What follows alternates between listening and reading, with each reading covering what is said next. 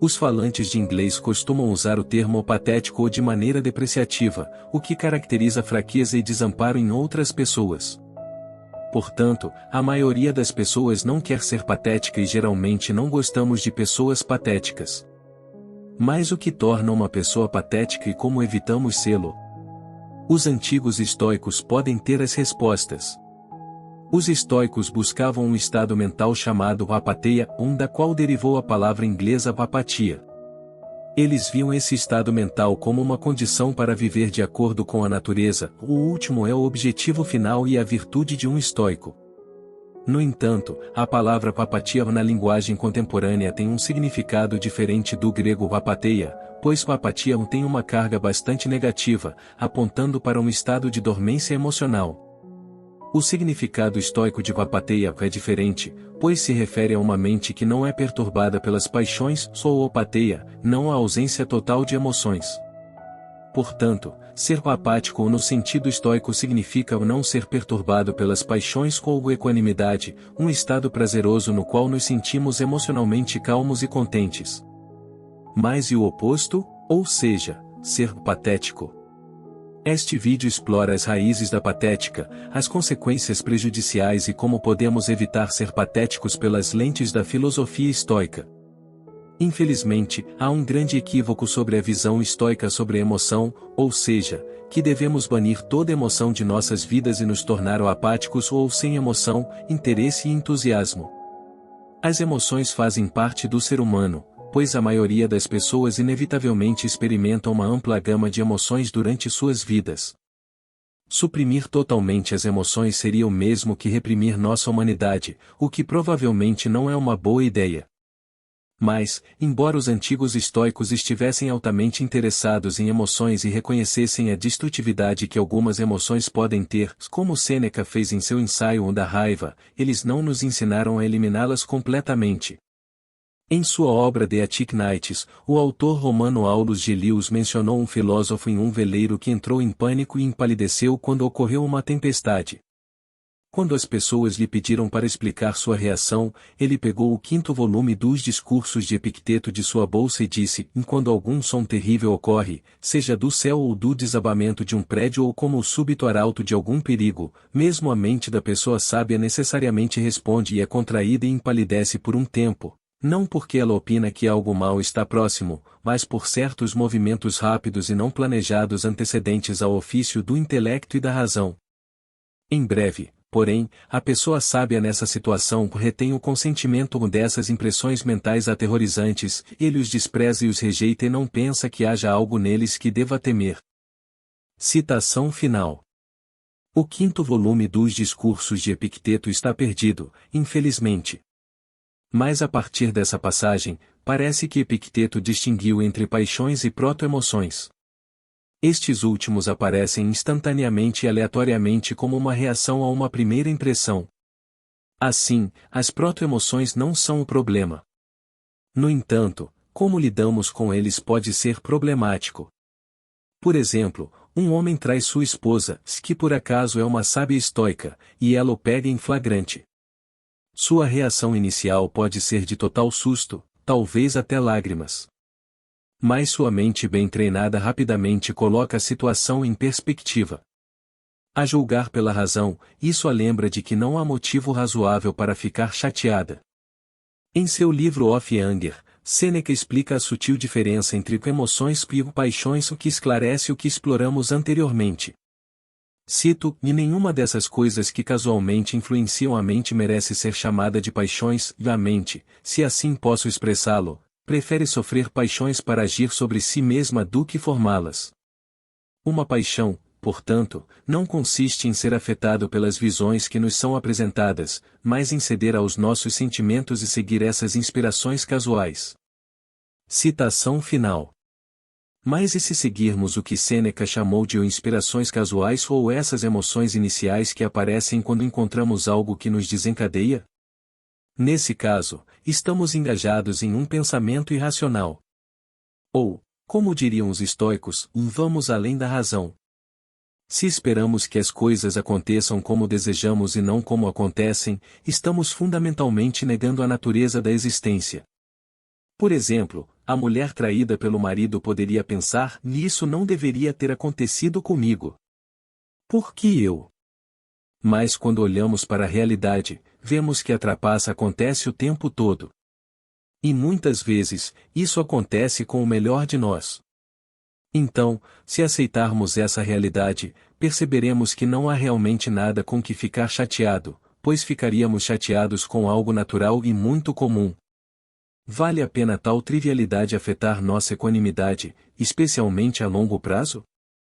A maioria das pessoas não pensa assim. Nossa posição padrão parece ser uma de desejos e aversões bem definidos e reações correspondentes. Acreditamos que nossa tristeza e raiva são apropriadas quando nos deparamos com algo a que temos aversão, e que o deleite e o desejo são as reações adequadas a algo que desejamos. Além disso, muitos acreditam que algumas coisas devem acontecer e outras não, implicando em direito. Eu não deveria estar doente, podemos pensar. Ou, eu mereço apenas o melhor. É claro que não temos direito a um resultado desejado, apenas a um resultado. No entanto, ficamos emocionados quando não conseguimos o que achamos que merecemos e encontramos o que achamos que não merecemos. E quanto mais caímos no vazio sem fim do desejo e da aversão, perseguindo e evitando, agarrando e repelindo, mais a vida se torna uma montanha-russa emocional. Poderíamos dizer que tal forma de nos posicionarmos perante o mundo, tão dependentes dos caprichos da fortuna, nos torna patéticos. Os estoicos consideram as paixões uma consequência do pensamento irracional. Por trás de toda paixão esconde-se um processo de pensamento que não se conforma com a ideia estoica de que o mundo externo não nos diz respeito. Qual é a nossa preocupação? Coisas sob nosso controle, como busca, opiniões, desejo, aversão, restrição, quaisquer que sejam nossas próprias escolhas. Não é o mundo que decide nosso humor, mas nossa posição em relação a ele. Se deixarmos que o mundo determine nosso estado mental, experimentamos as paixões, o que também significa que nos preocupamos com coisas fora de nosso controle, e assim, nos tornamos seus servos em vez de nosso próprio mestre. Então, quais são as paixões estoicas? Quais são suas possíveis consequências destrutivas? Os estoicos distinguem 4 paixões: angústia, medo, luxúria e deleite. Vamos começar com o primeiro. A primeira é a angústia. A angústia é uma reação irracional ao que está acontecendo no presente, proveniente da opinião de que o que está acontecendo é terrível e não deveria estar acontecendo.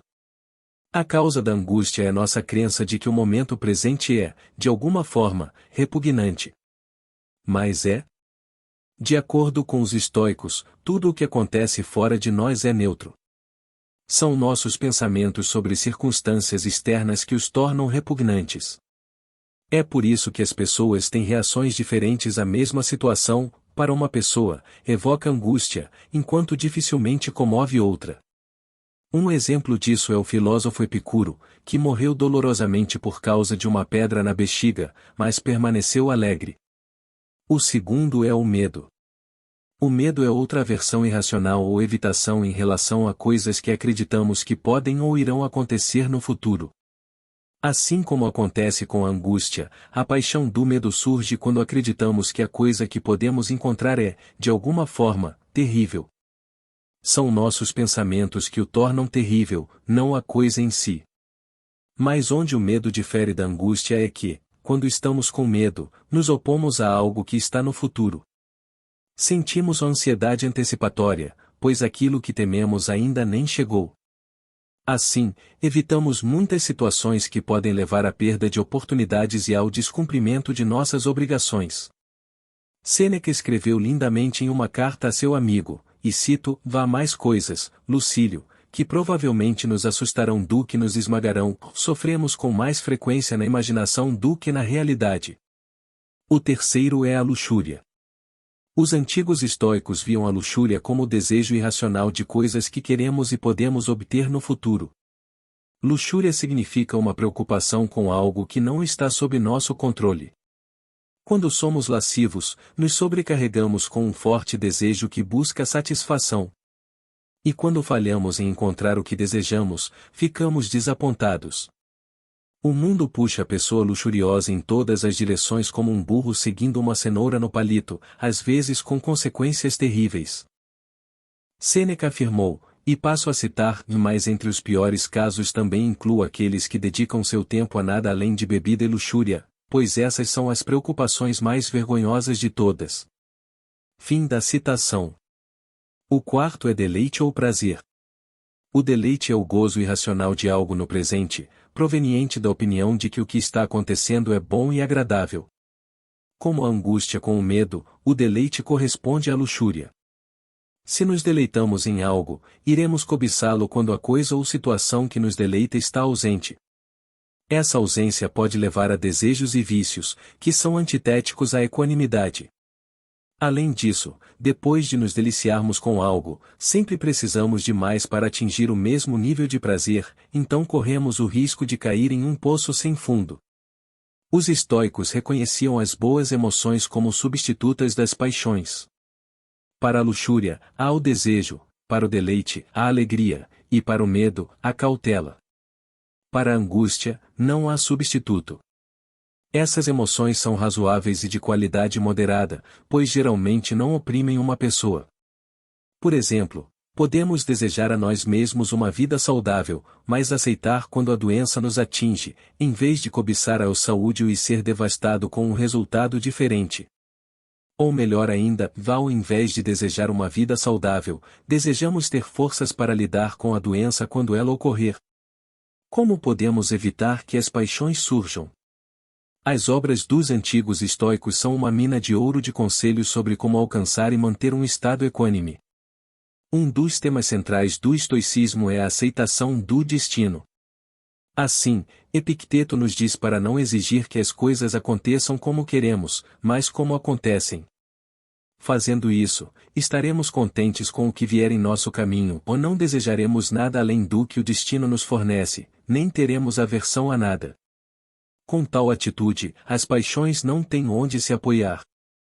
Que razão há para desejar ou temer alguma coisa se já temos a garantia de conseguir o que queremos? Que razão existe para angústia quando não desejamos que as circunstâncias sejam diferentes, independentemente dessas circunstâncias? E qual o motivo de se deliciar com algo em particular, se todo o resto também está bem? Assim, simplesmente, neutralizamos nossas paixões não querendo tanto do mundo, nem evitando ou nos opondo a nada. Epicteto tinha uma solução simples que nos fortalece contra o desejo e a aversão: trate o mundo com moderação e moderação. Cito, vê como um banquete, com pratos circulando.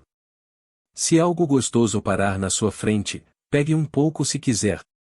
Se ainda não chegou até você, não o agarre. Se sentir sua falta completamente, não faça barulho. Tome a mesma atitude em relação à família, dinheiro e posição. Participe deles quando eles vierem até você e não a culpa. Citação final. Mas, claro, abster-se de agarrar todas essas tentações não é fácil, especialmente em um mundo que constantemente nos bombardeia com oportunidades de prazer. A chave é a prática, o que significa que temos que treinar nossas atitudes para fortalecê-las.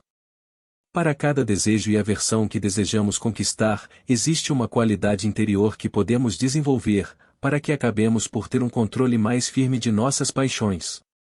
Para tentações que despertam luxúria e desejo, temos autocontrole. Para a adversidade, temos otimismo, vendo o lado positivo e resistência.